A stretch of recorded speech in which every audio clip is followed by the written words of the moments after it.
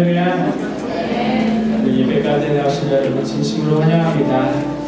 우리가 이 시간 잠시 하나님 앞에 기도하며 나아가는데 하나님 오늘 이 예배 가운데 주님 주인 되어 주시옵소서. 오직 하나님 한 분만 영광 받으시고 오직 하나님이 기뻐하시는 예배 되게 하시고 오직 하나님의 임재가 가득한 예배가 되게 하여 주시옵소서. 우리 같이 예배를 위해서 시간 이 기도하며 나아가겠습니다.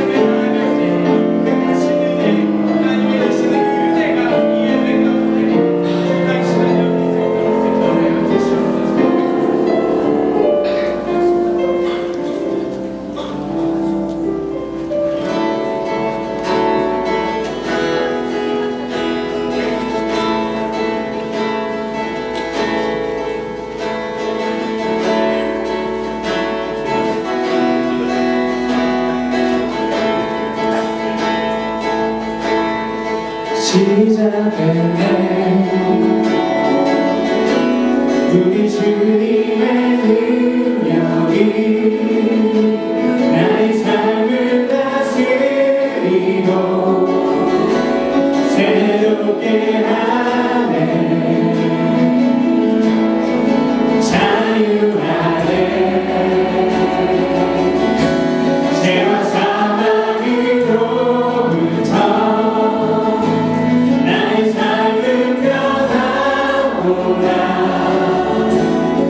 충만하네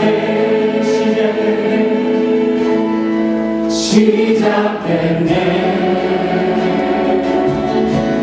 우리 주님의 능력이 나의 삶을 다스리고 새롭게 하네 자유하네 죄와 사망으로부터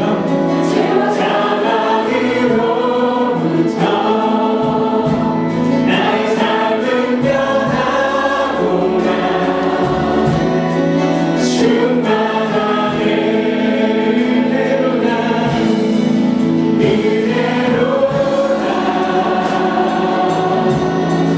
주의 은혜 하야노니 주의 은혜로다 주의 은혜 변함없는 신실하신 주의 은혜 시작됐네 우리 주님의 능력이 나의 삶을 다스리고 새롭게 하네 자유하네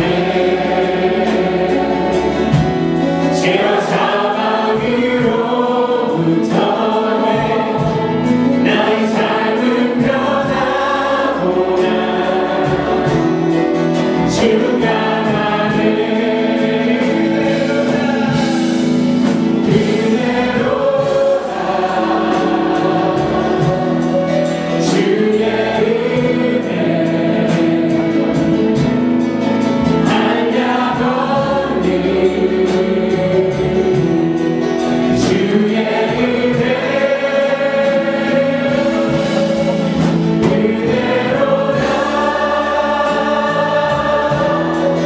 주의 은혜로다 변함없는 신실하신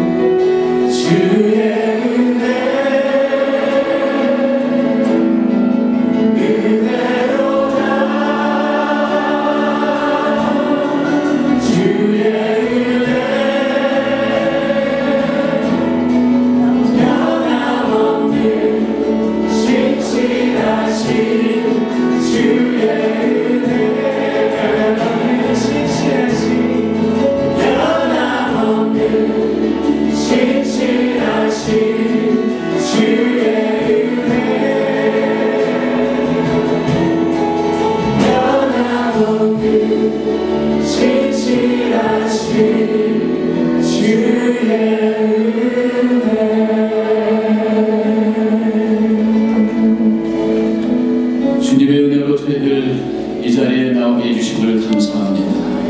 오늘도 더 큰 은혜를 사모하는 마음으로 이 자리에 나와서 예배하신 은혜 우리 심령 가운데 충만케 하여 주시옵소서. 세상의 바쁜 일 다 스탑하고 이 시간 주님만을 바라보며 주님이 여기 계심을 영혼으로 경험하며 임재 가운데 나아가기를 원합니다. 성령님 함께하여 주시옵소서. 이제 찬양으로 주님을 바라보며 믿음의 고백으로 나아갈 때에 성령께서 찬양하는 우리 모두 심령 역사해 주시옵소서. 마음에 우리 활짝 열리며 사모하는 심령으로 주님을 바라볼 수 있는 이 거룩한 시간이 되게 하여 주시옵소서. 오늘 두 번째 집회 주님의 손에 올려드립니다. 붙잡아 주시고 우리 유목사님 사용해 주시고 하나님의 풍성한 은혜가 넘쳐나는 이 예배 되게 하여 주시옵소서. 예수님의 이름으로 기도하옵나이다. 할렐루야. 이 시간 같이 일어나셔서 힘차게 주 예수 이름 찬양하며 나아가겠습니다.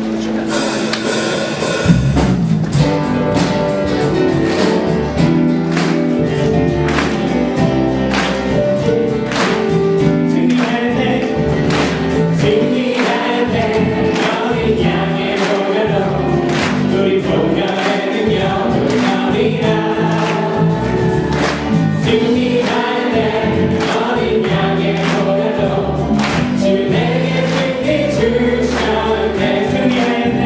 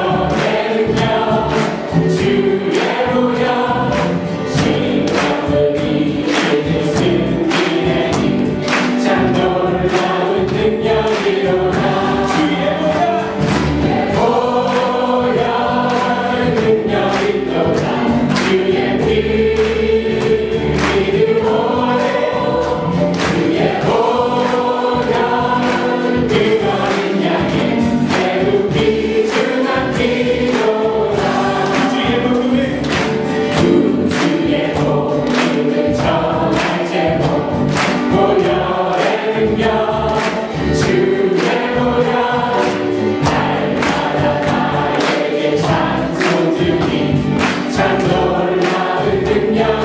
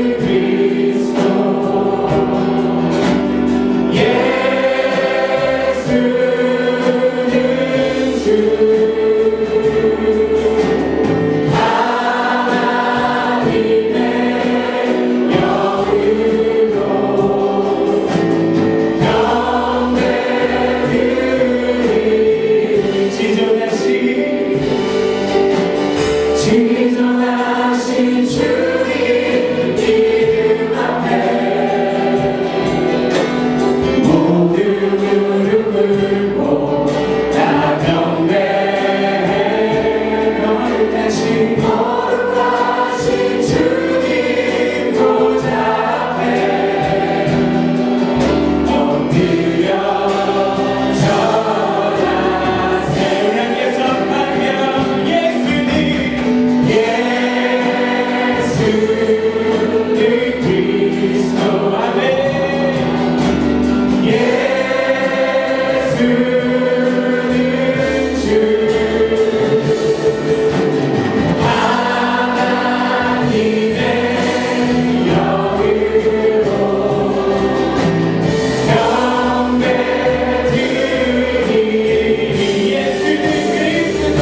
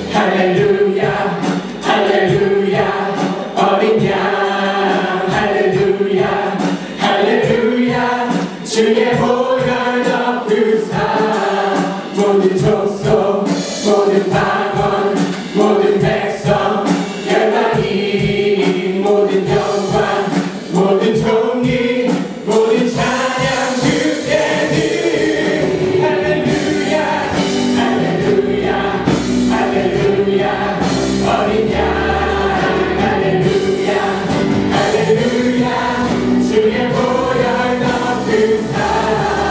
모든 족속 모든 방언 모든 백성 열방이 모든 영광 모든 존귀 모든 찬양 주께 드리네. 할렐루야. 이 시간 주의 명령을 올려드립니다.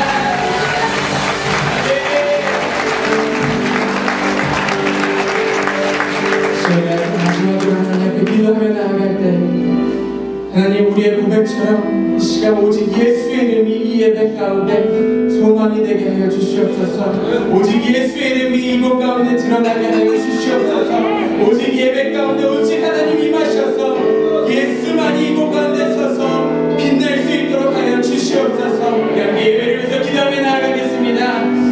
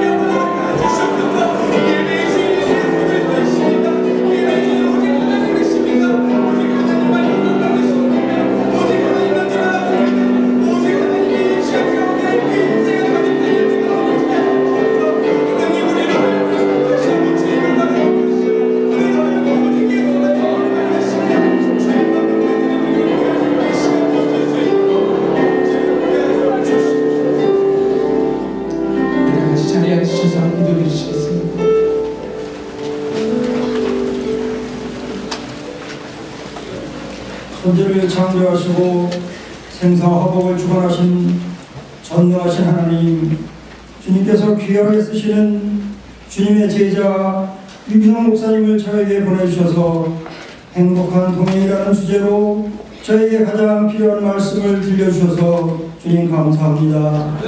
주님 이 모습 보시고 기쁘시죠? 저희도 많이 기쁩니다. 그럼에도 불구하고 뼛속 깊게 박혀있는 저희의 육신의 저욕과 안목의 저욕과 이생의 자랑 가운데 살면서 지은 죄를 주님의 피 묻은 십자가 앞에 내려놓기 원합니다. 주님 십자가에 흐르는 그 귀한 피로 저희의 죄를 깨끗하게 하여 주셔서 이 예배를 통해 주님의 얼굴을 보는 은혜를 허락하여 주옵소서.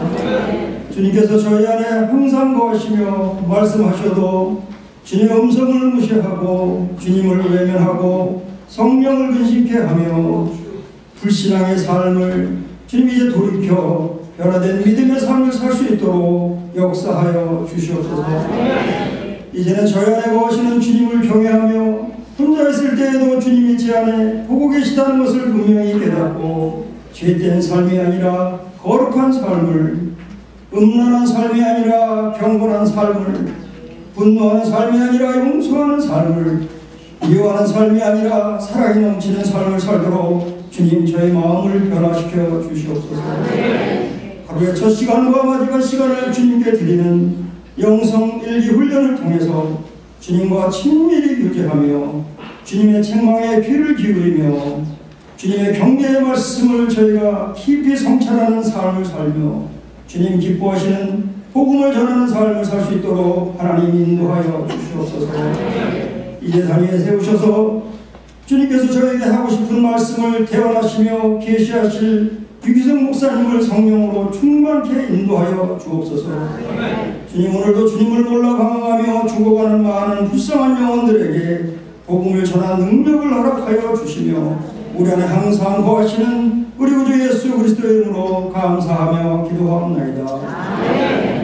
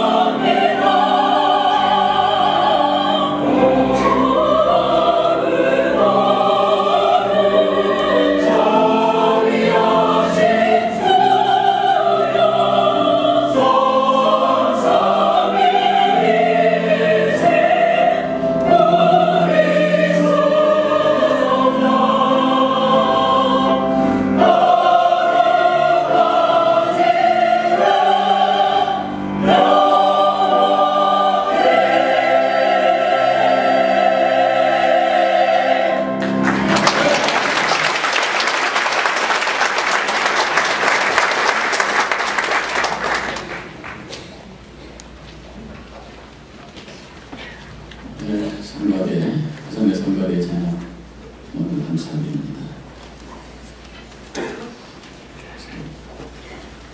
성경 말씀을 함께 공부하도록 하겠습니다. 갈라디아서 5장 22절로 23절. 갈라디아서 5장 22절로 23절 9절만 제가 공부하겠습니다. 오직 성령의 열매는 사랑과 희락과 화평과 오래 참음과 자비와 양선과 충성과 온유와 절제니 이 같은 것을 금지할 법이 없느니라. 하나님의 말씀입니다. 이제 유기성 목사님 나오셔서 두 번째 말씀, 주 안에서 사람은 바뀐다 라는 말씀을 전해주시겠습니다. 할렐루야. 오늘 밤에 정말 여러분의 삶이 완전히 바뀌는 역사가 있기를 축복합니다. 물론 여러분 중에는 틀림없이 그런 일은 안 일어날 거야. 항상은 그쪽 있으실 겁니다. 그동안에 뭐 집회를 한두 번 참석한 것도 아니고 은혜도 한두 번 받아본 것도 아닌데 그때마다 다 변했다면 내가 이러고 있지 않지. 그런 분들도 있으실 거예요. 근데 저는 주님이 오늘 밤에 그 일을 하실 거라고 생각합니다. 우리가 진짜 기적이 뭔지를 잘 몰라요. 죽은 사람이 살아나면 그 기적이죠. 죽을 병에 걸린 사람이 고침받았으면 기적이죠. 휠체어 타고 온 사람이 걸어서 간다면 오늘 밤에 정말 기적이 일어났구나 이렇게 말하겠죠. 근데 실제로 진짜 기적은 사람의 성품이 바뀌는 겁니다. 우울한 사람이 기쁨의 사람, 늘 불평 원망하는 사람이 사랑의 사람, 늘 분노하는 사람이 오래 참는 성품으로 바뀌는 것이 죽은 사람이 살아나는 것보다 훨씬 더 놀라운 기적이에요. 실제로 사람하고 같이 가정을 꾸리고 또 이렇게 교회 생활을 해본 사람은 다 인정해요. 죽은 사람이 다시 살아나도 성품이 안 바뀌면 살아났을 때만 기적이죠. 왜 살아났나 몰라. 이 성질 그대로 가지고 왜 살아났나 몰라. 이런 생각이 들 수 있어요. 실제로 살아보면 성품이 안 바뀌면 죽을 병에 걸렸다가 다시 살아날 때만 잠깐 좋은 거지. 그 다음에는 더 힘들어지는 거잖아요. 근데 사람의 성품이 사랑하는 사람, 기쁜 사람, 화평한 사람으로 바뀌면 삶 전체가 바뀝니다. 예수를 믿을 때 우리 안에 일어나는 이 엄청난 기적, 그것을 성령의 열매라고 말하는 겁니다. 사랑과 희락과 화평한 오래 참음, 자비와 양선, 충성과 온유와 절제. 이건 사람이 완전히 달라졌다는 뜻이에요. 아직도 예수 믿는 사람들 중에는 예수를 믿어도 사람은 안 바뀐다고 생각하는 사람이 있습니다. 실제로 목사님들이 사역하면서 이구동성으로 가지고 있는 생각이에요. 어느 목사님이 은퇴하시면서 그런 말씀을 하시더라고요. 자기가 평생 목회하면서 집 하나 바친 교육도 받고 땅 하나 바친 교육도 받고 피를 뽑아서 헌금한 교육도 받는데 성질 뽑아 바친 교육은 한 사람도 없어요. 여러분 예수 믿으시고 성질 뽑아 바치셨죠? 가족들이 알아요. 여러분이 아무리 아멘해도 인정해주는 사람은 가족이에요. 그래, 엄마는 성질 뽑아 바쳤어, 아빠는 성질 뽑아 바쳤어. 여러분의 자녀들이 알고 배우자가 알아요. 너무나 많은 사람들이 예수를 믿는데도 성질은 그냥 옛 성질 그대로 가지고 있어요. 가족들이 혹시 인정한다고 해도 당신 너무 변했어. 자기 자신이 자기를 알아. 가족들이 변했다고 그러고 교인들도 다 변했다고 그러는데 자기는 자신이 없을 때가 있습니다. 자기 속에서 일어나는 그런 분노, 그 다음에 교만, 판단하는 마음, 정욕, 본인은 알거든요. 그게 표시되어서 드러나진 않아도 내가 진짜 변화된다. 예수를 믿고 사람이 거듭난다고 하는데 나는 정말 거듭난다. 그 점에 대해서 자신이 없는 거예요. 그러니까 내가 변한다고 믿어지지 않으니까 다른 사람의 변화도 믿을 수가 없어요. 저 사람 진짜 변한 거 맞아? 우리 예수 믿는 사람들 안에 엄청난 불신이 있어요. 사람은 안 바뀐다는 거예요. 우리가 실제로 늘 경험하는 일입니다. 교인들 사이에 같이 지내보면서 예수 안 믿는 사람보다 더한 경우도 많이 보잖아요. 그렇죠?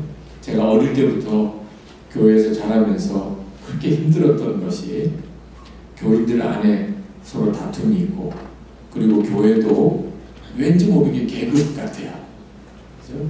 그래서 어느 남자분은 그렇게 예수 믿는 교회 다니는 걸 한사코 싫어해요. 왜 그러냐 그랬더니 이등병부터 새로 시작해요. 자기가 세상에서는 대우받는데 교회 가니까 거기는 집사도 권사도 장로도 있는데 자기는 뭐 주냐고 물어봤더니 그냥 성도부터 시작을 했는데 그러면 안 가. 교회도 완전히 계급 같아서 처음 교회 오시는 사람의 심정을 잘 이해하기 어려워. 여기도 다 이렇게 다 층층이 먼저 예수 믿은 사람들이 나름대로 텃세하는 것 같은 느낌을 갖는 겁니다. 어떤 사람은 여기 예수 믿는 것도 돈 있어야 믿더라. 결국은 돈 있어야 대접받더라. 우리 교회 분위기가 이런 분위기가 되어 있는 것은 이건 정말 심각한 죄지요. 우리가 예수를 그렇게 믿으려고 믿은 거예요. 그런데 이게 안 바꿔지는 걸 어떻게 해요? 예수를 믿어도 사람은 안 바뀌고 그저 똑같아요. 이게 지금 한국 교회가 가지고 있는 심각한 위기입니다. 정말 예수 믿는 사람이 바뀌나? 여러분이 지금까지 여러분의 경험 속에서 예수 믿어도 사람은 안 바뀌는 것 같아요. 나도 안 바뀌었어. 만약에 그런 생각을 가지고 있다면 오늘은 말씀 앞에서 여러분 자신을 정직하게 여러분의 생각을 다 드러내놔야 돼요. 우선 성경이 바뀐다고 말하고 있어요. 이건 대단히 중요한 문제예요. 여러분이 지금까지 경험을 믿을 건지 성경을 믿을 건지를 결단해야 돼요. 성령의 열매, 우리가 예수 믿고 성령이 우리 가운데 오시면 그러면 우리에게는 성령의 열매가 맺어지는데 사랑과 희락과 화평과 오래 참음과 자비와 양선과 온유와 충성과 절제의 열매가 맺어진다는, 사람이 바뀐다는 거예요. 그러면 우리는 말씀을 아멘 해야지. 사람은 바뀐다. 이제부터는 사람이 바뀌냐, 예수 믿는다고 사람이 바뀌냐, 내 경험상으로는 그런 일이 없었지만 말씀이 그러니까 바뀝니다. 그렇게 대답을 해야 말씀대로 믿는 신앙인 거죠. 오늘 밤에는 정말 여러분이 그리하셔야 돼요. 여러분, 정말 사람이 그렇게 바뀔 수 있을까요? 성령의 열매에 나오는 하나하나는 우리가 이 세상에 사는 동안에 비슷한 것들을 보기는 하지만 완전히 다른 거예요. 사랑만 해도 말입니다. 우리가 다 살아가는 동안에 사랑을 다 경험하죠. 가족들끼리도 그렇고 또 뭐 어렸을 때 함께 지냈던 친구들도 그렇고 교회에서도 성도들끼리 이렇게 만나면 사랑합니다는 표현을 자주 쓰지요. 근데 성령의 열매로서의 사랑은 그런 사랑이 아니에요. 원수도 사랑하는 걸 말합니다. 그러니까 여러분이 성령의 열매가 내게 맺혔나? 그러면 뭘 질문해야 되는? 사랑이 있는지를 묻는 것은 아직도 정확하지가 않아요. 사랑이 없는 사람이 여기 어디 있겠어요? 그런데 어떤 사랑이냐 하는 게 중요한 거죠. 원수도 사랑하게 되었습니까? 그러면 사랑의 열매가 맺혀진 거예요. 기쁨이 없는 사람이 또 어디 있겠어요? 우리가 살다 보면 뭐 기쁠 일들이 있죠. 근데 성경이 말하는 기쁨은 항상 기쁜 거예요. 어려운 일이 생기고 시험이 와도 내 속에서 주체할 수 없는 기쁨이 있는 거예요. 오래 참음이라는 열매도요, 우리가 다 나름대로 참지요. 참으니까 이렇게 사는 거지. 그런데 성경이 말하는 참는 것은, 오래 참음은 끝까지 참는 거예요. 자, 그러니까 성령의 열매가 정말 내게 맺어져 있는가 돌아보면 자신이 없을 때가 당연한 일이에요. 도대체 그런 성령의 열매를 내가 맺을 수 있을까? 믿어지지 않는 것도 사실이에요. 근데 한 가지 분명히 여러분이 아셔야 될 것이 이 성령의 열매는 우리가 맺는 게 아니에요. 예수 믿고 내가 사랑하려고, 오래 참으려고, 내가 충성하려고, 절제하려고 그렇게 노력해서 맺어지는 게 아니에요. 그러면 내 열매지요. 그죠?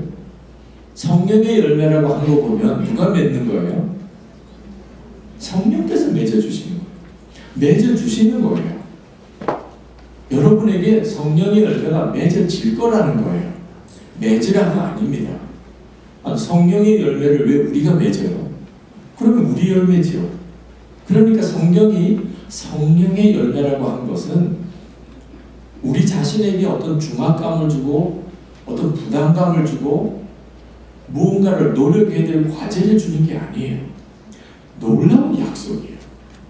여러분 구원을 여러분의 힘으로 받았습니까?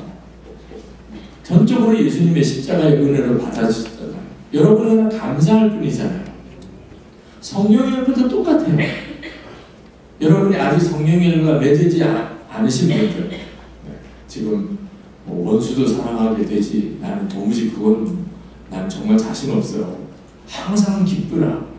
난 정말 기쁘지 않을 때가 더 많아. 여러분이 그렇다면 기대하세요. 그런 일들이 여러분에게 일어날 겁니다. 이게 바로 예수 믿는 놀라운 복이에요. 와, 내게 그런 일이 일어날 거구나. 그래줘야지.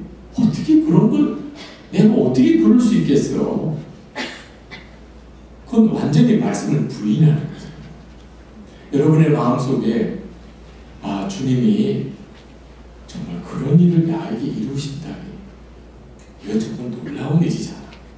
주님, 제가 그렇게 되기를 원합니다. 여러분이 그렇게 믿음으로 반응하기 시작하면 주님이 하세요. 성령의 열매가 맺어지는 역사들이 일어나요. 그리고 그런 일들이 일어났을 때 절대로 자랑하지 않아요. 왜? 내가 맺은 게 아니니까. 정말 어떻게 성도님은 그렇게 원수도 사랑하세요? 그러면 어떻게 대답하죠? 주님이 하셨습니다. 정말 주님이 하신 거예요. 본인이 알아요. 나는 원수도 사랑하는 게 아니고 가족도 사랑을 못하는 사람. 실제로 우리가 그렇게 살아요. 사랑하고 살아야 될 가족조차 제대로 사랑하지 못하고 사는 게 우리 자신이잖아요. 그런데 그런 내가 원수도 사랑하게 됐어요. 우와, 정말 주님이시구나. 정말 주님은 내 안에 계시구나. 왜 나를 이렇게 바꾸셨습니까? 이것이 예수 믿고 우리에게 하나님께서 가지고 계신 계획인 거예요. 우리가 할 일은 믿는 거예요. 정말 주님이 그렇게 하실 것에 대해서 내가 신뢰하는 거예요. 여러분, 어떤 분들은 그건 불가능한 일이야. 우리가 예수 믿고 죄사함을 받은 것만 가지고 충분해. 원수도 사랑하라. 그런 사람도 있겠지만 모든 성도에게 그걸 요구하지 않으셔. 항상 기쁜 것도 어떻게 다 우리가 기쁠 수가 있겠어. 그런 걸 요구하는 것은 오히려 우리를 더 구원의 확신을 잃어버리게 만드는 거야. 그냥 용서받은 거, 예수 믿으면 천국 가는 거, 이거 하나만 믿고 그리고 잘못 살고 죄짓고 살고 성질 부리고 살고 싸우고 사는 거, 그건 어쩔 수 없는, 하나님도 인정하시는 거야. 이거 여러분 완전히 속는 거예요. 거짓말이에요. 여러분이 예수님께 주님, 저를 십자가에서 제 죄를 다 사하시고 감사합니다. 정말 너무너무 감사합니다. 그래서 저를 구원해 주신 거, 그래서 저를 천국 가게 해주신 거 너무 감사해요. 저는 확실히 믿습니다. 그런데 제 생활이 바뀔 것은 기대하지 마세요. 저는 그냥 제 맘대로 살 겁니다. 그냥 성질도 부리고 싸우기도 하고 또 은근슬쩍 죄도 짓고 그러면 주님이 내 믿음이 크다 이러실까요? 아니면 내게서 떠나가라 그러실까요? 예수님께서 산상수훈을 말씀하시고 난 다음에 그리고 주님께서 너희들이 오해할까봐 내가 덧붙여서 이야기를 하겠는데 꼭 이대로 살라는 건 아니다. 그렇게 내가 한번 말을 해본 거야. 그럼 너희들이 할 일은 죄사함 받았다는 것만 믿어. 천국에는 반드시 간다고 확신해. 어떻게 살아도. 그러면 충분해. 하여튼 산상수훈에 너무 신경 쓰지 마. 여러분 성경에 그렇게 나와 있죠? 여러분이 생각해도 그건 말이 안 되잖아요. 그죠? 죄사함을 받은 사람이 생활도 완전히 바뀌는 것이 하나님의 계획이지. 죄사함을 받았고 그 다음에는 마음대로 사는 게 그리고 교회 와서 늘 잘못 살았어요. 또 잘못 살았어요. 또 잘못 살았어요. 죽을 때까지 잘못 살아요. 그게 하나님이 기뻐하시는 일일까요? 그렇지 않다는 거예요. 하나님의 구원 계획 속에는 성령의 열매가 맺어지는 것이 반드시 들어있어요. 예수 믿고 우리의 죄가 사함받고 그리고 우리가 성령을 우리 가운데 보내주시고 그리고 우리는 성령의 열매를 맺게 되어 있는 거예요. 그래서 성령의 열매가 맺어지지 않았다. 그러면 이건 심각한 문제예요. 하나님 주님 앞에 섰는데 내가 성령의 열매가 맺어지지 않는 삶을 살았어요. 그러면 그 사람은 주님 앞에 어떻게 서야 될지 두려워 떨 수밖에 없어요. 왜? 구원받은 증거가 없으니까. 나는 속죄함을 받았음을 믿습니다. 주님이 우리에게 원하시는 것은 속죄함을 믿는 확신과 함께 내게 성령의 열매가 맺었느냐 하는 걸 보시는 거예요. 그러니 오늘 이 시간에 만약에 여러분에게 성령의 열매가 맺어지지 않고 있다면 그건 아주 심각한 문제예요. 뭔가 굉장히 이상하게 예수를 믿고 있는 거예요. 왜? 정상적으로 예수를 믿었다면 성령의 열매가 맺어지게 되어 있기 때문이에요. 왜 성령의 열매가 맺어지지 않는 삶을 살고 있는지를 정확히 알아야 하는 거예요. 예수님께서 여러분의 삶에 실제적으로 아무 일을 못하고 계십니다. 여러분이 성령의 열매가 맺어지지 않고 있다면 주님이 하시는 것인데 주님이 아무것도 못하고 계시는 거예요. 데살로니가전서 5장 23절에서 24절을 보면 이렇게 말씀합니다. 평강의 하나님이 친히 너희를 온전히 거룩하게 하시고 하나님이 친히 너희를 온전히 거룩하게 하시고 하나님이 그렇게 하신대요. 우리를 거룩하게. 또 너희의 온 영과 혼과 몸이 우리 주 예수 그리스도께서 강림하실 때 흠 없게 보존되기를 원하노라. 그러면서 24절에 너희를 부르시는 이는 미쁘시니 그가 또한 이루십니다. 그러니까 우리를 거룩하게 온전히 보존하시는 일은 하나님이 하시는 거예요. 그런데 내게는 그런 열매가 안 맺어지고 있어요. 주님과 사이에 심각한 문제가 생겨요. 나는 예수님을 믿는다고 했지만 실제로는 내가 진짜 주님을 믿고 있지 못하고 있는 거예요. 17세기에 아주 경건한 목사님이었던 윌턴 마샬 목사님이 성화의 신비라는 책을 썼는데요. 그 목사님이 그 책을 쓰게 된 배경이 있어요. 그가 계속 끊임없이 일어나는 이 자기의 죄성 때문에 굉장히 고통을 당했어요. 아무리 해도 자기 속에 있는 교만과 음란과 거짓을 해결할 방법이 없어요. 아무리 애를 써도 해결이 안 되니까 토마스 굿윈이라고 하는 그 당시에 청교도 신학자에게 찾아가서 어떻게 하면 좋겠는지 상담을 했습니다.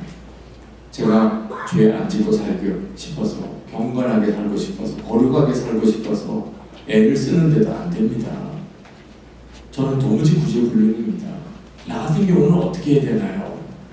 그랬더니 그 토마스 굿윈이 이렇게 대답을 했어요. 자네는 지금 자네가 짓고 있는 가장 나쁜 죄에 대해서 빼놓고 이야기하고 있네. 불신앙의 죄 말일세. 자네는 지금 자네의 죄악을 용서하시고 자네의 본성을 거룩하게 하시는 주 예수 그리스도를 진정으로 믿고 있지 않네. 깜짝 놀랐어요. 엄청난 충격을 받았어요. 이 윌턴 마샬은 자기가 가지고 있는 죄가 음란한 죄, 거짓말하는 죄, 혈기 부리는 죄, 그런 죄만 죄인 줄 알았어요. 그래서 이걸 해결하려고 그렇게 몸부림쳤던 거예요. 그런데 그것과는 비교도 안 되는 죄를 자기가 짓고 있는 거예요. 예수님을 실제로는 안 믿는 죄예요. 자기를 변화시키실 분이 주님이신데, 나를 거룩하게 만드실 분이 내가 아니고 주님이신데, 자기는 자기가 자기를 변화시키려고만 노력합니다. 여러분을 변화시키실 분은 예수님이세요. 여러분 스스로 노력해서 안 되는 것은 지극히 당연한 일이에요. 만약에 우리가 스스로 거룩할 수 있다면, 우리 성질을 뜯어 바꿀 수 있다면, 정말 원수도 사랑하게 그렇게 살 수 있다면 예수님께서 십자가를 왜 지셨겠어요? 우리가 할 수 있다면 그러면 우리 보고 그렇게 살라고 하지. 예수님이 왜 십자가를 지셨겠냐 말이에요. 그렇게 사라지지 않으니까. 우리는 그렇게 살 수 없는 존재니까 예수님이 십자가를 지신 거예요. 단순히 우리 죄만 사하시려고 하신 게 아니고 우리의 성품을 완전히 바꾸시려고 그렇게 하신 거예요.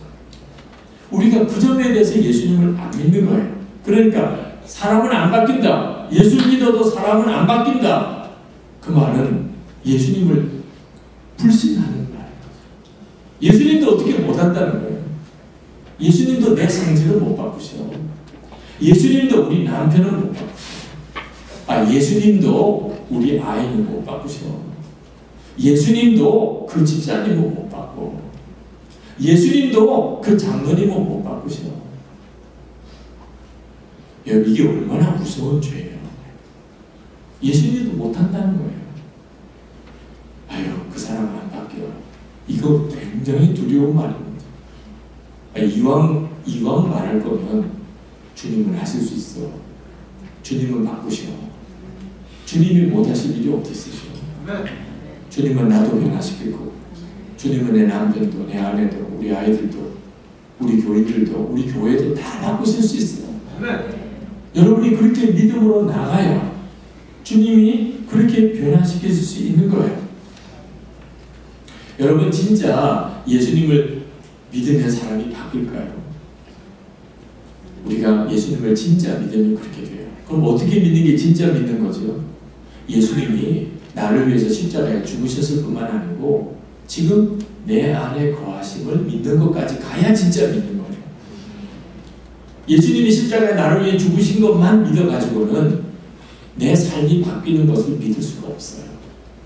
예수님이 지금 내 마음에 거하시는 것까지 믿어지면 그러면 안 바뀔 사람이 없어요. 여러분, 우리 고한성 목사님 신방문은 좋아요, 안 좋아요? 좋지요. 말씀도 주시고 기도해 주시고 축복해 주시고 얼마나 좋습니까?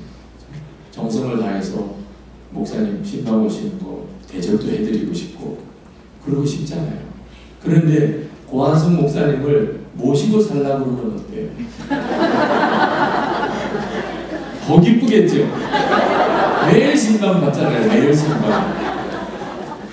갑자기 분위기가 확 달라지잖아요. 신방 오시는 건 좋은데 오셨다가 가셔야지. 계속 계시면 안 되잖아요. 어느 방을 내드려요? 식사는 또 어떻게 해드려요? 목사님이 우리 집에 계속 계시는 것만 가지고도 우리 집 분위기가 확 달라져요. 그죠? 매일 가정예배 드리지. 목사님이 계속 계시니까 부부싸움이 어떻게 돼요? 애들한테 어떻게 소리 질러요? 드라마 어떻게 봐요? 이제부터 계속 성경 보는 거죠. 아니, 목사님만 우리 집에 사셔도 우리 집 분위기가 바뀌잖아요. 예수님께서 내 마음에, 정말 내 마음에 거하신다.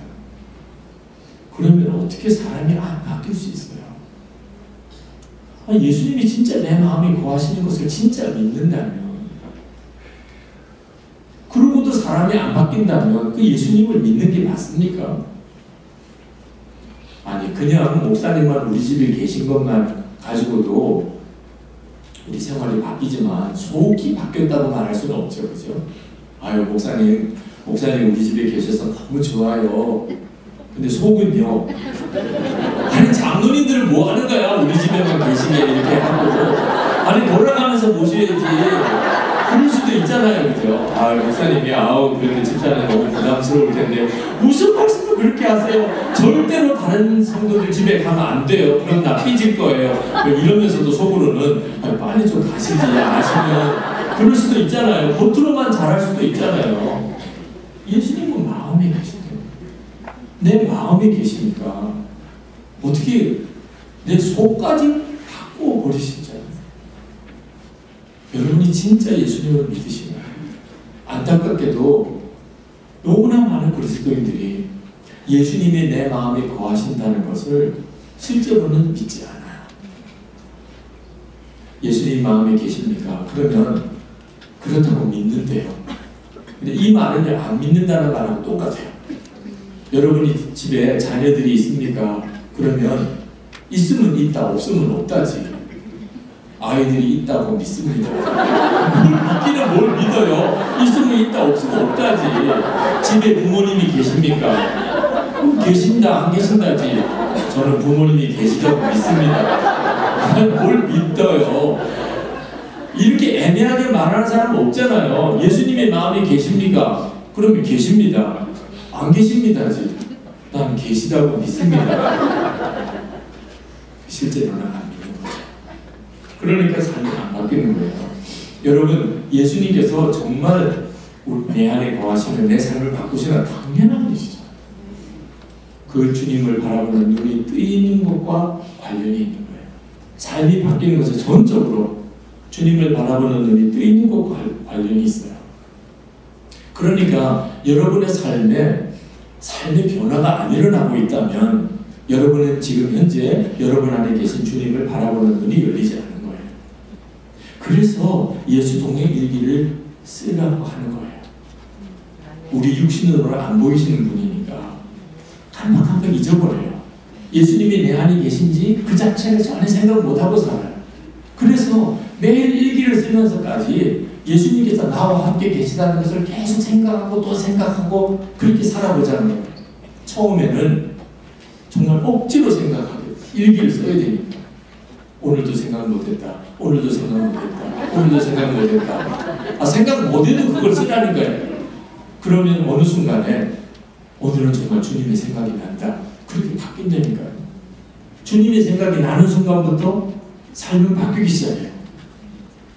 부부싸움 하다가도 주님의 생각이 나요. 사람이 안 바뀔 수가 없다는 거예요. 내가 은밀한 죄를 짓는 그런 습관에 헤어나오지 못하는데 어느 순간에 주님이 생각이 나요. 어떻게 그렇게 살 수 있어요? 예수님께서 승천하실 때 사도행전 1장에 보면 예수님이 제자들을 보는 가운데서 승천하십니다. 제자들은 정말 기가 막힌 일이에요. 예수님이 함께 계시던 주님이 그냥 하늘로 올라가셔서 안 보이는 거예요. 그래서 제자들은 정말 무슨 정신인지 모르게 그냥 넋을 놓고 하늘을 쳐다보고 있었던 모양입니다. 주님이 그렇게 하늘로 올라가셔서 이제는 보이지 않으시니까 그때 천사 둘이 나타납니다. 그리고 그 하늘을 쳐다보고 있는 제자들에게 정신 차려! 정신 차려! 왜 하늘만 쳐다보고 있느냐? 너희들이 이렇게 본 것처럼 하늘에 들려 올라간 것처럼 이제 그분이 너희들에게 오시리라. 이것이 오순절 마가다락방에서 그대로 이루어졌어요. 예수님은 승천하셔서 그리고는 어디론가 사라지신 분이 아니에요.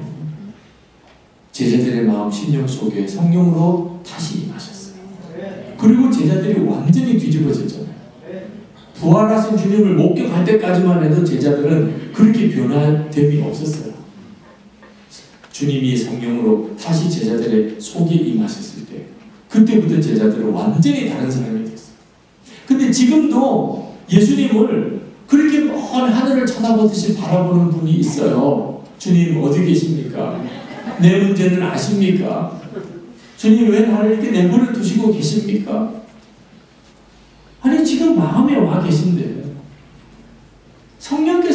여러분에게 오늘도 저를 통해서 여러분에게 말씀하고 계신 거예요. 네 안에 계시잖아. 성령께서 하시는 일이 주님을 바라보게 하는 일이거든요. 지금도 내 안에 계시는 주님을 바라보게 합니다. 우리가 우리 스스로 안에 일어나고 있는 이 엄청난 일, 주님이 진짜 내 안에 거하신다는 것을 너무 몰라요. 그래서 우리의 삶이 기쁨도 없고 사랑도 없고 감사도 없고 그렇게 사는 거예요. 여러분이 만약에 억만장자라고 생각해 보세요. 하여튼 재산이 엄청나게 많아요. 그런데 어느 날 택시를 탔는데 택시비를 이렇게 주다가 보니까 10,000원 한 장이 더 갔어요. 내려서 보니까 세상에 10,000원을 더 받아놨네. 그러면 여러분 어떻게 반응하세요? 신고해야 되겠다. 우와, 너무 억울해. 10,000원이 어디야, 10,000원이. 그냥 계속 짜증이 나요. 택시비 10,000원 더 준 거거든요. 아니, 어떻게 기사가 그렇게, 자기가 더 받았으면 돌려줘야지. 어떻게 그렇게는 가는 거야. 그러면, 억만장자 아니죠. 진짜. 자기가 가지고 있는 돈이 얼마나 많은데. 돈 10,000원 택시비 더 줬다고 그것 때문에 하루 종일 속상하고 이거 신고해야 되나? 이렇게 생각한다면 그럼 자기가 가지고 있는 이 부를 정말 자기 스스로가 이해를 못하고 있는 거잖아요. 짜증나게 하는 사람도 있어요. 속이는 사람도 있어요. 내 속을 뒤집어 놓는 사람도 있어요. 배신하는 사람도 있어요.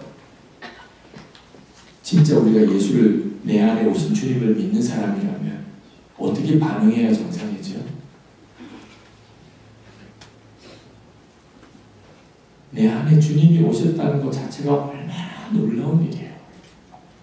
누가 나를 좀 성질을 긁고 나를 배신하고 속을 썩이고 아무렇지도 않아요. 내가 받은 은혜를 눈뜨고 나면 주님이 내 속에 와 계시다는 것을 진짜 믿어지고 나면 그러면 우리들의 모든 인간관계가 다 달라져요. 원하는 일이 이루어지지 않았어요. 하는 일에 실패가 왔어요. 그래도 괜찮아. 내 안에 오신 주님이 너무 놀라우십니다. 우리는 그렇게 살도록 은혜를 받은 사람이에요. 단순히 십자가에서 우리 죄만 사하신 게 아니고 예수님께서 우리 안에 오셔서 우리와 함께 사시는 삶을 사는 거예요.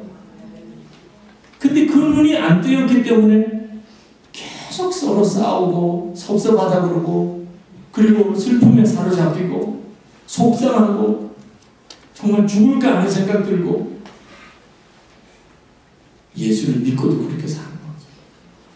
그러니까 예수 믿어도 그렇게 살 수밖에 없어서 그런 게 아닌 거예요. 내 안에 오신 주님을 진짜 바라보는 눈이 뜨이지 않으니까 그렇게 된 거예요.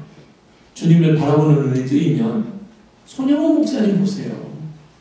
2 아들 죽인 그 공산당 청년을 양자 삼았잖아요. 손양원 목사님은 특별하니까 그렇습니까? 예수님께서 그 마음의 중심에 오셨으니까. 그러니까 사람이 그렇게 확 바뀌는 거죠. 주님이 내 안에 계신 것을 알고 나면 그러면 상황과 형편이 어떻게 되든지 간에 내 속에서 계신 주님이 기쁨이시니까 기쁨이 넘치는 거예요. 주님 때문에 기쁜 거예요. 사람 또는 환경 보면 정말 속상한 일이죠. 그런데 주님을 바라보니까 주님이 나에게 기쁨이시거든요. 오래 참는 것도 주님을 바라보는 거예요. 그냥 참는 것은 절대로 오래 못 참아요. 결국은 폭발하는 거예요. 그런데 주님을 바라보니까 참아지는 거예요. 끝까지 참을 수 있는 거예요. 성령의 열매 정말 맺어지는 거예요. 우리가 예수님을 바라보는 눈이 뜨이는 걸 말하는 거예요. 성령의 열매는 내가 맺는 게 아니고 나는 예수님을 바라본 것밖에 없는데 내 안에 오셨다는 사실이 믿어진 것밖에 없는데 그냥 내 모든 삶이 다 뒤바뀌어져 버려요. 주님을 바라보는 눈이 사라지면 똑같은 성질이 나와요. 옛날 내 성질이. 그러니까 달라진 건 없어요. 그런데 완전히 다른 삶을 살아요.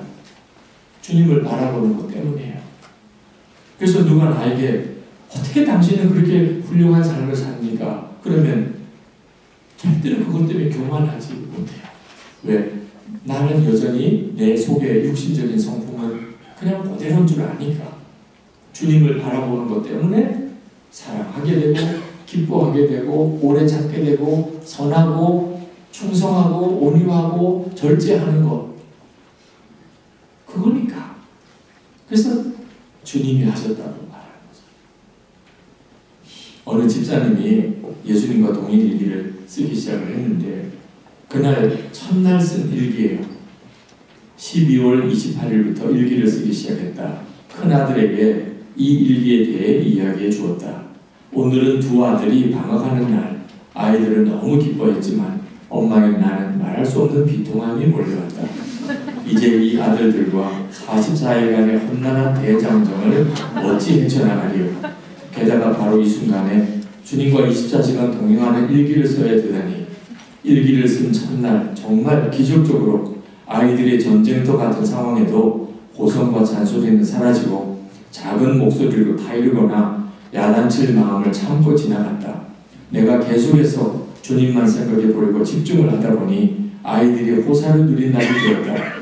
큰아들이 다른 때와 다른 엄마를 보고 물었다. 엄마, 그 일기 언제까지 쓸 거예요? 나는 즉시 대답했다. 주님 오시는 그날까지. 정말 나의 바람이자 우리 아이들이 이 간절한 바람이 이루어지길 남편은 더 사모함으로 기도할 것이다. 여러분, 예수님께서 그 집사님과 일기 쓰는 그날부터 함께 하셨나요? 항상 같이 계셨잖아요. 그런데 어떻게 그날 집안 분위기가 그렇게 달라졌죠? 주님을 바라보려고 하니까. 그걸 그날은 일기를 쓰려고 결심하고 나니까. 그러니까 계속 주님을 생각하니까 갑자기 아이들 대하는 태도가 달라진 거예요. 우리가 주님을 바라보는 것이 열쇠예요. 그러면 주님이 나를 바꾸세요. 여러분 자신이 안 바뀌었다면 주님을 바라보는 눈을 뜨도록 기도하세요. 여러분이 실제로 그렇게 한번 해보세요. 어제도 30일 동안 예수님과 동행하는 삶을 여러분에게 도와드리겠다고 매일 10분씩만 투자하세요. 여러분의 카톡 메시지로 와요. 영상이. 그러면 그것을 보시고 그리고 여러분이 매일 여러분의 삶을 일기로 한번 기록해 보시고 그렇게 하겠다는 분들끼리 서로 나눈 밤을 가져보세요. 30일 동안만 한번 해보세요. 여러분 안에 일어나는 변화는 단 하나예요. 주님이 계속 의식이 되는 거예요. 일기를 쓰면 정말 사람이 바뀝니까? 저희들도 그게 궁금했어요. 그래서 예수 동행 일기를 1000번 쓰신 분들만 다 모아봤어요. 1000번 쓰신 분들이 이렇게 생기기 시작할 때 다 모아보니까 87명이더라고요. 주제는 뭐냐면 일기를 썼더니 진짜 삶이 변했냐는 거예요. 우와, 정말 너무 놀라운 거예요. 계속 예수님만 생각하고 내 안에 계시다는 것을 진짜 믿고 항상 나도 주님을 생각하자고 그러고 그리고 그걸 일기로 쓴 건데 다들 자기가 변했다고 그러고 가족들이 다 자기가 변했다고 말하는 거예요.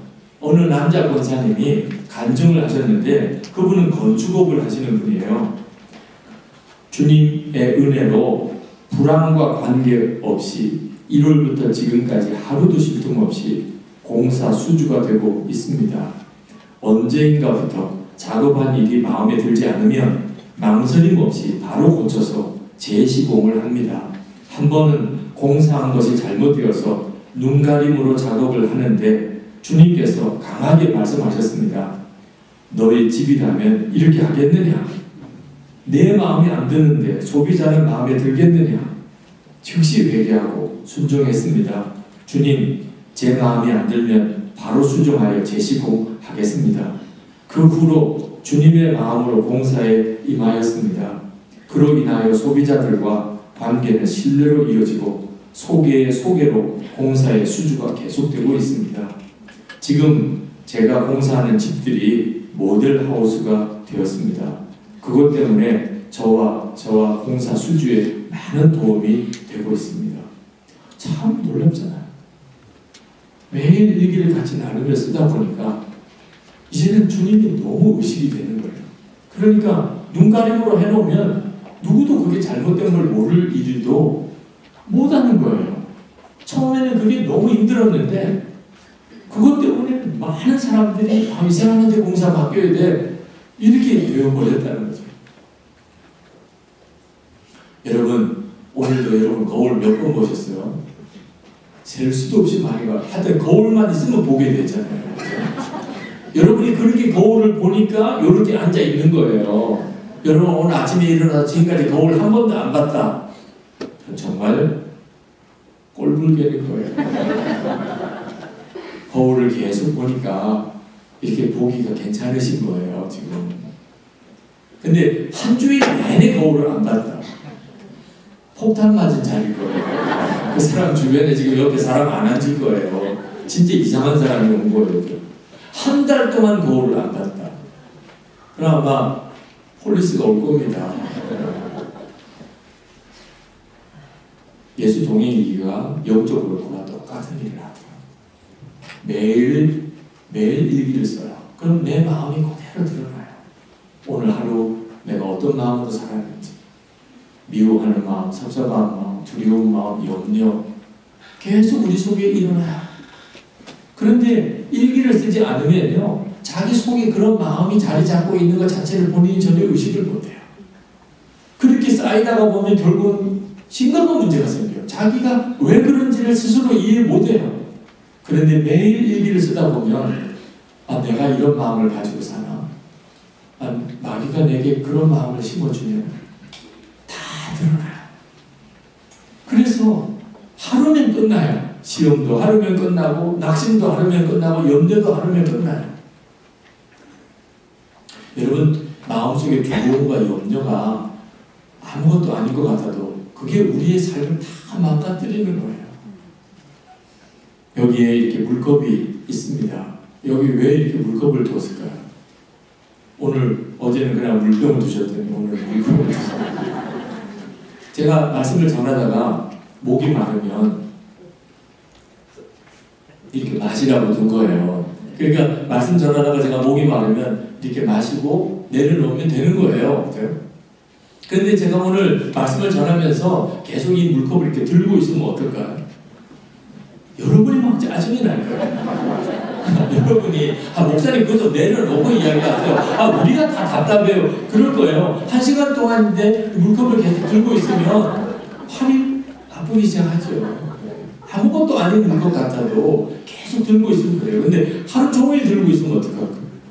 정말 저녁에 찜질 해야 돼요.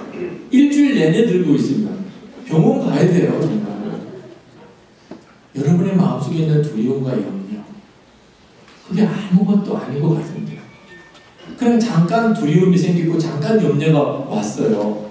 근데 그게 해결되었어요. 즉시 해결되었어요. 그러면 우리의 삶 속에서 두려움과 염려는 계속 그렇게 일어나지만 그게 우리를 무너뜨리지 않아요. 그런데 예수님을 믿고도 마음속에 두려움을 품어요. 계속 염려를 품어요. 벌써 일주일째 그래요. 벌써 한 달째 그래요. 영적으로 완전히 무너져. 두려움과 염려 아무것도 아니게 하는 거예요. 그래서 그렇게 말씀 속에 염려하지 마라, 두려워하지 마라 한 거예요. 주님이 내가 너에게 평안을 주노라 하신 거예요. 이것을 우리가 매일 실제로 누리자. 주님으로부터 내 마음에 눌린 거, 내가 품지 말아야 될 거 다 주님 앞에 내려놓고 살아보자는 거죠. 여러분 이제는 정말 예수님께서 여러분을 바꾸신다는 것을 믿으셔야 돼요. 주님은 여러분을 진짜 완전히 다른 사람으로 만드십니다. 성령의 열매가 맺어지는 사람으로 만들어요. 텍사스 샌안토니오의 오크힐스 교회를 담임하는 맥스 필드 목사님. 그분은 텍사스에서 태어났는데 너무 내륙에서 살았기 때문에 10살까지 한 번도 바다를 본 적이 없었어요. 바다가 크다는 것은 들었지만 사진으로도 봤지만 실제로 본 적이 없어요. 근데 캘리포니아에 사는 삼촌 댁에 갔다가 그 태평양 바다를 처음 본 거예요. 엄청난 충격을 받았어요. 이렇게 클 줄은 몰랐어요.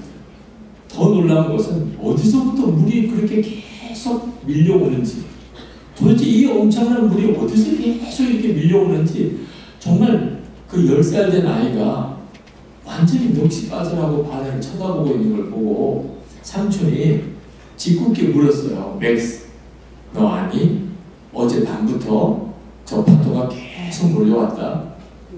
삼촌 거짓말하지 마요. 어디서 물이 그렇게 많아서 저렇게 계속 몰려올 수 있어요. 그러니까 삼촌이 더 재밌어서 너 아니? 몰려. 1000년 전부터 계속 왔다. 1000년 전부터. 이 10살 된 아이가 이제 더 이상 어떻게 상상이 안 돼. 어떻게 1000년 전부터 계속 저렇게 파도가 칠 수 있어요. 맥스 너 아니? 이제 뭐 더 놀랄 일이 있느냐고 물었더니 1000년 뒤까지도 계속 저렇게 파도가 쳐온다. 삼촌, 나 저 바다 한번, 저 파도 치는 바다에 한번 들어가 봐도 돼요? 그래, 들어가 봐. 그래서 모래사장을 뛰어서 그 파도가 치는 바다에 들어갔어요. 발을 담궜어요. 그런데 파도가 치면서 자기 모래 묻은 발에 그 모래를 싹 씻겨가는 거예요. 그게 너무 신기해서 또 모래사장에 와서 모래를 묻히고 또 파도 치는 바다로 들어가서 발을 담그니까 파도가 또 쳐서 또 깨끗하게 씻겨요. 그걸 하루 종일 했대. 하루 종일. 바다에 들어갔다가 모래사장에 왔다가 또 들어갔다가 그 파도가 자기를 씻기는 것이 그렇게 신기해서 그 10살 때 자기가 그 어릴 때 그 산타모니카 해변에서 그 파도에 모래가 씻겨지는 그 참 놀이를 했던 것을 이야기하다가 목사님이 갑자기 딱 중단하셨어요. 교인들이 왜 갑자기 목사님이 아무 말씀을 안 하시지? 하고 목사님을 더 집중하게 보게 되잖아요. 목사님이 회중들을 가만히 이렇게 보시다가 여러분 아십니까? 우리가 몇 번 죄를 지어도 하나님의 은혜의 파도는 우리를 이렇게 씻깁니다. 우리가 1000번을 잘못했어도 하나님의 은혜는 파도처럼 이렇게 우리를 깨끗하게 씻깁니다. 너무 실감이 나는 거예요. 그 10살 때 그 어린 맥스라는 아이가 그 캘리포니아 앞에 해변가에서 모래가 씻겨지는 파도를 경험했던 것이 하나님의 은혜가 그보다도 더 나에게 밀려오면서 나를 깨끗하게 씻기고 또 씻긴다는 것을 너무나 실감을 했어요. 곳곳에서 그 느끼기 시작했어요. 여러분 정말 우리가 그래요. 우리가 또 잘못하고 또 잘못하고 또 잘못해도 주님은 우리를 또 씻기고 또 씻기세요. 하나님, 저 오늘 너무나 그러면 또 은혜의 파도가 나를 씻겨요. 아니, 하나님 저는 도무지 구제불 또 은혜의 파도가 나를 씻겨요. 오늘도 그래요. 끊임없이 주님은 여러분들을 또 씻기고 또 새롭게 세워가세요. 은혜는요, 설명이 되면 더 이상 은혜가 아니에요. 측정이 되면 은혜가 아니에요. 우리가 이해가 되면 더 이상 은혜가 아니에요. 이해도 안 되고 설명도 안 되고 측정도 안 되고 정말 상상이 안 되는 것이 하나님의 은혜의 역사예요. 우리는 그 은혜를 사는 거예요. 우리가 진짜 그 은혜의 주님을 바라보게 되면 그러면 죄 지으려고 해도 안 되죠. 성질 내라고 해도 안 돼요. 나를 끊임없이 받아주시고 또 받아주시는 주님. 왜 그렇게 하실까? 그냥 용서만 하시다가 마시려고? 우리가 이제는 그 은혜의 눈이 뜨이게 하려. 제가 예수 동의 일기를 쓰면서 저 자신의 변화를 제가 봐요. 저는 예수 동의 일기를 쓰기 전에도 저는 꽤 괜찮은 목사였어요. 주변에 있는 분들이 아주 성실하다, 모범적이다, 착하다 그렇게 인정해주고 있었어요. 그럼 예수 동의 일기를 쓰고 난 다음에 달라진 게 뭐예요? 제가 그 전에 성실하고 모범생이었던 그것은요 사실은 사람을 의식하는 것이었어요. 교인들을 의식하는 것이었어요. 교인들을 보기에 성실해야 되고 모범적인 목사여야 되고 교인들 눈에 내가 올바르게 해야 되고 설교를 제대로 해야 되고 목회 제대로 해야 되고 손가락질은 받지 말아야 되고 그게 그 전에 제 상태예요. 그런데 예수님과 동행하는 일기를 쓰면서 달라진 것은 진짜 주님을 바라보게 된 거예요. 전에는 교인들을 의식할 때는 참 성실하게 모범적으로 그렇게 살았지만 교인들이 보지 않는 순간에는 그냥 맥없이 무너지더라고요. 또 내 성질에 무너지고 내 욕심에 무너지고 거짓에 그렇게 정욕에 그렇게 무너지는 거예요. 사람만 안 보면 그게 율법적이고 바리새인적인 경건이에요. 사람들이 볼 때는 다 경건하고 착한 것 같은데 진짜 자기 혼자 있을 때 그냥 무너지는 거예요. 그래서 우리가 그 경건한 목사님들 그렇게 믿음이 좋다는 사람들이 어느 순간에 스캔들의 주인공이 되는 걸 보는 거예요. 근데 주님을 바라보는 눈이 뜨이고 나면서부터 사람이 보고 안 보고가 중요하지가 않아졌어요. 이제는 은밀한 시간이 은밀한 은혜의 시간이 됐어요. 이건 저 자신에게는 정말 기적과 같은 일이에요. 전에는 제가 설교를 하고 난 다음에 교민들이 은혜 받았습니다. 그러면 물론 좋지요. 그러나 한편으로는 또 스트레스가 돼요. 은혜 받았다는 말은 다음번에도 기대합니다. 이런 뜻과도 같아요. 은혜 받았다니까 다음번에는 더 잘해야지. 그러니 성도들이 은혜 받았다는 말 때문에 더 중압감도 생겨요. 이게 언제까지 해야 돼요? 근데 이제는 그런 중압감이 없어졌어요. 주님을 바라보는 눈이 뜨이면서부터 이제는 교인들을 만족시키기 위해서 설교하는 게 아니에요. 네. 주님이 전하라는 말씀이 있어서 전하는 것뿐이에요. 네. 그것으로 그냥 충분한 거예요. 주님이 내가 전하라는 대로 전했구나. 그러면 충분한 거예요. 네. 혹시 교인들이 섭섭해해도 이제는 상관이 없어요. 네. 전에는 교인들이 듣기 좋아하는 말을 하려고만 애를 썼죠. 근데 이제는 주님이 전하라고 하는 말씀만 전하는 거예요. 주님으로부터 오는 평가가 저에게 실제 받았어요. 전에는 교인들이 싫어하는 것은 실제로 못했어요. 그건 제 마음속에 있는 두려움이었어요. 그래서 꼭 전해야 되는데도 전할 수 없었던 일도 있었어요. 딴 교회 가면 어떻게 해요? 그게 두려웠어요. 근데 이제는 주님의 바라보는 눈을 의식하게 되니까 때때로 내가 어려움을 겪게 됩니다. 하나님 기뻐하는 뜻대로 전했기 때문에 어려움을 겪게 되면 그건 축복이죠. 한 번도 어려운 일은 겪어보지 않고 그렇게 주님 앞에 가는 게 복이 아니더라고요. 주님 기뻐하는 뜻대로 살려고 했기 때문에 어려운 일을 겪은 사람만이 주님을 뵐 수 있어요. 그걸 알겠더라. 그래서 이제는 사람 두려운 마음이 없어졌어요. 이건 진짜 엄청난 변화죠. 이번에 미국에 올 때 제 아내와 함께 오기로 그렇게 일정이 잡혔어요. 근데 이번에 같이 오지 못했습니다. 건강 검진을 받고 심장에 혈관이 막힌 것이 드러났어요. 그래서 급히 응급으로 스텐트 시술을 하고 그리고는 비행기 스케줄 다 취소하고 그리고 저는 저희 딸과 같이 오고 둘째 딸은 엄마와 같이 한국에 있고 근데 그런 일을 겪은 것이 19년 전에도 비슷한 일이 있었어요. 그때는 제 아내가 암이었어요. 건강검진을 받고 암 진단을 받았었는데 그때 이후로 제 아내 심장시술 받는 일을 이번에 경험을 했어요. 근데 이 두 번의 경험이 저에게 있어서 참 느껴지는 게 있어요. 우리가 달라졌구나 하는 것을 느꼈어요. 사실 35년 전에 제가 다리가 부러져서 장애인이 될 위기에 처해졌던 적이 있었어요. 그날 저는 회심의 체험을 하게 됐습니다. 왜냐하면 제가 너무 엉터리 같은 목사였기 때문에 다리가 부러지고 장애인이 될 처지에 빠지니까 내가 진짜 하나님을 믿는지 아버지를 믿는지 저 자신이 헷갈리기 시작했어요. 저는 아버지를 찾았어요.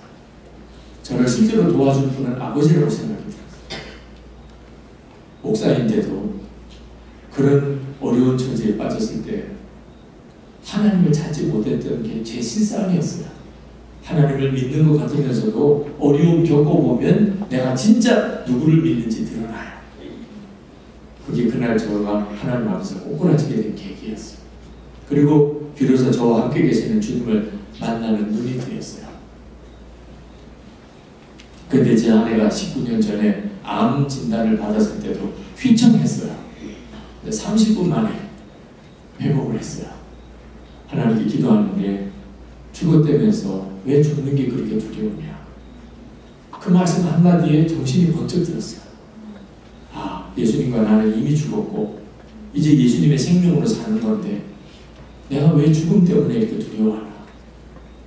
그리고는 그날 저녁 집회도 잘 인도하고 그리고 아내를 그날 밤에 찾아 부흥의 기간 동안에 건강검진 결과를 받고서 아내가 암이라는 진단을 제게 전화를 해줘서 알았는데 그때도 35년 전과는 뚜렷하게 달라졌어요. 제가 제 아내 암 수술 이후에 여러 많은 분들로부터 참 책망을 많이 들었어요. 그런 어려운 일이 있으면 알리지 좀. 그래야 같이 기도도 하잖아. 왜 그 아무에게도 알리지 않았냐고. 사실 주님을 바라보는 눈이 뜨이고 나니까 사람에게 이렇게 저렇게 알릴 필요가 없더라고요. 그렇지만 그때 제 아내 암 때문에 저와 제 아내가 엄청난 믿음의 단련을 받았어요. 실제로 수술을 받을 때까지. 근데 이번에 제 아내가 심장시술을 받을 때 하나님께서 제 아내에게 얼마나 놀라운 평안을 주시는지를 느꼈어요. 사람이 달라지더라. 물론 미국 일정도 포기해야 되고 그리고 심장 시술도 해야 되고 그게 사람이 어떻게 아무렇지도 않겠어요. 근데 금방금방 하나님이 회복시켜 주시는 거예요. 평강을 주시고 또 기쁨을 주시고 감사를 주시고 24시간 주님을 바라보고 계속 매일 주님을 주목하는 일기를 쓰는 게 아무것도 아닌 게 아니세요. 여러분 우리가 시간이 지나가고 세월이 지나갈수록 주님과 더 가까워지고 그렇기 때문에 우리가 더 놀라운 믿음 안에 살고 그리고 우리의 성품 자체가 완전히 성경의 열매를 맺어지는 삶으로 계속 바꾸어지는 것이 하나님의 계획이에요. 나이가 들수록 믿음을 더 잃어버리고 더 염려가 많고 더 고집이 세고 더 주장이 강하고 더 자꾸 싸움이 생기고 그건 주님과 동행하지 않는 사람의 특징이에요. 여러분들에게 제가 이번에 와서 사실 목회자들 세미나를 위해서 온 거예요. 목사님들에게 예수님과 동행하는 삶에 대해서 목회에 대해서 소개하고 네, 이렇게 두 번의 집회를 그리고 내일 주일 예배 말씀을 전할 기회를 주셔서 우리 성도님들에게도 그 말씀을 전할 수 있게 된 건데 여러분에게 정말 여러분이 주님과 동행하는 삶을 놓치지 않으셔야 돼요. 그냥 괜히 일기만 쓰라고 하는 게 아닙니다. 주님을 바라보는 믿음의 눈이 열리려면 매일 여러분의 삶을 주님과 얼마나 생각하고 살았는지를 점검해야만 하는 겁니다. 그리고 주님이 여러분을 완전히 다르게 만들어요. 여러분이 여러분 삶을 바꾸는 게 아니에요. 주님이 믿어지면 안 바뀔 수가 없어요. 사람이 완전히 달라져요. 예수 믿은 성경 말씀대로의 삶이 이루어져요. 오늘 이 밤에 여러분에게 그 역사가 있기를 원합니다. 네. 여러분 중에 주님 제가 정말 변해야 한다는 것을 제가 느낍니다. 예수를 믿은 지 벌써 오래됐습니다. 그런데 제 성질도 못 이기겠고 또 환경과 여건에 자꾸 무너지고 주님 앞에 이렇게 서면 되겠나 두려운 마음도 들고 주님 정말 성령의 열매가 맺어진다고 하셨는데 제가 그 은혜를 받기를 원합니다. 주님 나를 증인으로 쓰세요. 우리 가족들에게, 우리 교우들에게, 내 직장에서 정말 예수 믿으면 사람이 바뀐다. 나를 보고 사람들이 인정할 수 있게 나를 써주세요. 제가 주님을 정말 바라보겠습니다. 계속 주님을 주목하고 살겠습니다. 여러분의 마음에 지금 그런 마음의 소원이 있는 분이 있다면 일어나셔서 주님 앞에 기도하십시오. 그냥 자리에 앉았다가 일어나는 것 뿐인데도 하나님은 여러분의 마음의 간절함을 받으신다고 했습니다. 여러분이 정말 예수 그리스도께서 여러분을 완전히 바꾸시는 것을 경험하고 싶습니다. 그게 지금 나에게 필요하다고 그렇게 여기십니까? 그러신 분들은 일어나서 기도하세요. 주님, 제가 마음이 준비되었습니다. 제가 주님을 바라보고 이제 살기를 원합니다. 나를 완전히 바꾸실 분은 주님이신 줄 제가 믿습니다. 주님께 저 자신을 드립니다. 제 마음을 활짝 엽니다. 주님 역사해 주옵소서. 우리 다 같이 통성으로 기도하겠습니다. 은혜와 사랑이 충만하신 아버지, 놀라우신 하나님의 은혜를 감사합니다. 아버지 하나님, 저희들이 주님 앞에 우리의 마음의 중심을 드리고 우리의 삶의 진정한 변화를 우리가 갈망합니다. 주여 우리를 도우시고 우리를 새롭게 하여 주시길 아버지 하나님, 보이지 않으시는 주님이 보이는 분처럼 그렇게 바라보아주게 되기를 원합니다. 오늘 이 밤에도 사모하는 마음으로 하나님 참석하여 은혜를 갈망하는 하나님, 주님을 갈망하는 마음을 가지고 하나님 자리에 일어서 모든 이들에게 주님이 안수해 주시기를 주님께서 그의 마음의 중심에 임하시고 또 임하신 것을 알게 하시기를 원합니다. 계속해서 주님을 생각하고 주님을 바라보고 살려고 할 때에 주께서 만나주시고 역사에 주옵소서. 하나님, 주님을 주목하며 우리가 가족을 보게 하시고 주님을 주목하며 우리가 교인들을 보게 하시고 우리가 예배를 드릴 때나 하나님 직장에서 일을 할 때나 하나님 운전을 할 때나 걸어갈 때나 언제 어디서든지 하나님 함께 하시는 주님의 항상 믿어지고 오시게 되게 하여 주시기를 바랍니다. 성령의 열매가 우리에게 실제로 맺어지는 역사를 통하여 우리가 하나님께 영광을 돌리게 하여 주시옵소서.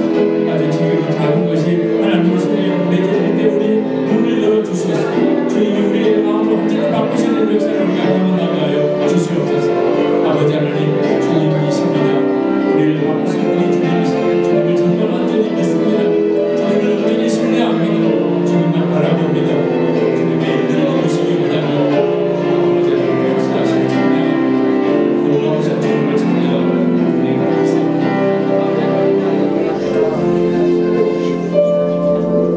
지금도 함께 하시는 주님을 찬양합니다. 여기까지 오게 하신 주님, 또 종에게 이 말씀을 전하게 하신 주님, 우리와 함께 계심을 더 분명하게 말씀으로 눈을 열어주신 주님, 주님을 오직 찬양합니다. 주님만 오직 바라보며 그렇게 살기를 원합니다. 한국에 있으나 이 미국에 와 사나 우리의 삶의 처지가 어떠한 처지에 있든지 간에 주님만을 바라보고 주님과만 동행하기를 원합니다. 주님, 이제부터는 혼자 있을 때도 주님을 바라보기 원합니다. 가족들을 볼 때도 주님이 함께 보이기를 원합니다. 하나님, 우리가 교우들을 볼 때도 주님이 함께 보여지기를 원합니다. 우리가 일터에서 또 우리가 살아가는 동안에 우리가 길거리에서 걸어가면서 누구를 만나든지 주님이 항상 함께 계심이 깨달아지고 믿어지고 의식이 되기를 원합니다. 주님께서 우리의 삶을 완전히 바꾸소서. 주님을 주목하면서 우리의 성품 자체가 완전히 새로워지게 되기를 원합니다. 정말 사랑하고 기뻐하고 화평하고 오래 참고 자비하고 선하고 온유하고 충성스럽고 그리고 절제하는 자가 되기를 원합니다. 아버지 하나님, 오늘 이 밤에 우리가 마음이 간절하여 주님 앞에 일어섰습니다. 우리가 달리 표현할 수 있으면 그렇게 하고 싶습니다. 주님, 우리 가운데 임하신 주님을 진정으로 믿고 그리고 주님을 바라봅니다. 오늘 이 예배가 끝나고 집으로 돌아가는 차 중에서도 주님을 바라보게 되기를 원합니다. 우리가 집에 들어갔을 때도 여전히 주님을 바라보게 되기를 원합니다. 우리가 내일 아침에 일어나서 예배를 드릴 때도 우리가 주님을 주목하게 되기를 원합니다. 우리가 월요일에 비즈니스 현장에 갈 때도 여전히 주님을 주목하게 되기를 원합니다. 완전히 바꾸셔서 주님과 동행하는 삶으로 우리를 완전히 새롭게 주시옵소서. 30일 동안 예수님과 동행하는 일을 시작해 보려고 하는 이들에게 주님이 함께 하소서. 계속해서 주님이 눈을 여시고 또 열어주소서. 주님 감사합니다. 주님을 찬양합니다. 우리 주 예수 그리스도의 이름으로 간절히 기도합나이다. 아멘. 할렐루야. 자리에 앉으시겠습니다.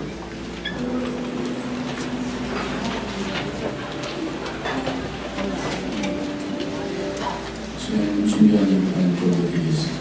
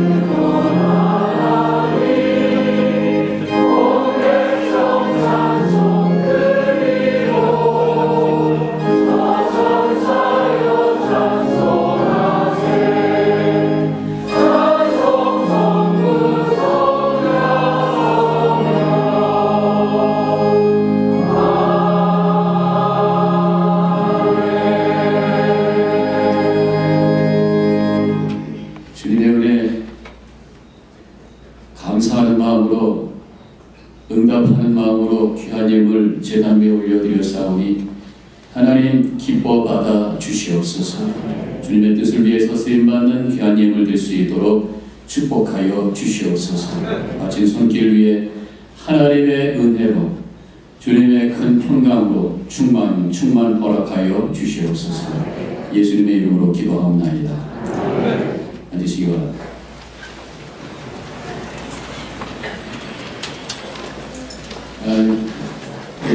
예배가 끝난 다음에 라비에가 송편을 준비해놨습니다. 어제 쓴도 줄 뻔했을 것 같은 생각이 듭니다.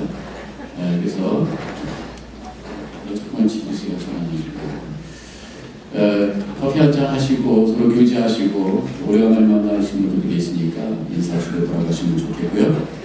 어제도 광고 드렸습니다만 아까 목사님께서 언급하셨습니다만 카카오톡 플러스 친구 뉴저지 예수 동행 훈련이라고 하는 이름으로 찾으셔서 친구 맺게 하시면 됩니다. 저지가 아니라. 그러니까 매일 10분 동안의 영상을 묵상하게 되고 또 앱에 여러분들이 기록을 남기면서 한 달 동안 영성 훈련하는 프로그램에 동참하실 수가 있습니다. 기억해 주시고요. 내일 주일인데 우리가 1, 2, 3부 예배가 있는데 제가 목사님께 2번의 설교를 부탁을 했어요. 그래서 1부와 2부를 여러분들이 계속해서 참여하실 수가 있고 아니면 2부와 3부를 참여하실 수 있습니다. 여기는 1부하고 3부가 같은 설교, 2부가 다른 설교가 되는 거죠. 그래서 2번의 예배를 꼭 참석하실 수 있도록 8시, 9시 반, 11시 반 이렇게 되어 있죠. 기억하시기 바라겠습니다. 이제 다 같이 자리에서 일어나셔서 288장 찬송 주시고 그렇게 하겠습니다.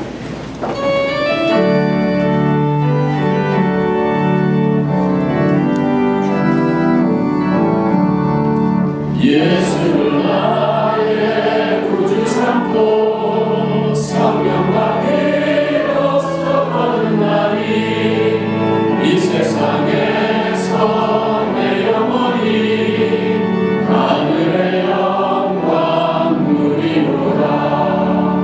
이것이 나의 간증이요 이것이 나의 찬송일세.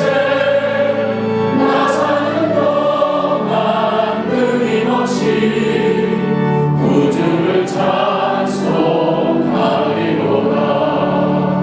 온전히 주께 맡긴 내요 사랑의 음성을 듣는 중에 천사를 왕래하는 것과 하늘의 영광 보리로다. 이것이 나의 간증이요 이것이 나의 찬송일세. 나 사는 동안 끊임없이 구주를 찬송하리로다. 주 안에 기쁨 누림으로 마음의 풍랑이 잔잔하니 세상과 나는 강고롭고 구속한 주만 보이노라. 이것이 나의 간증이요 이것이 나의 찬송일세. 나 사는 동안 끊임없이 구주를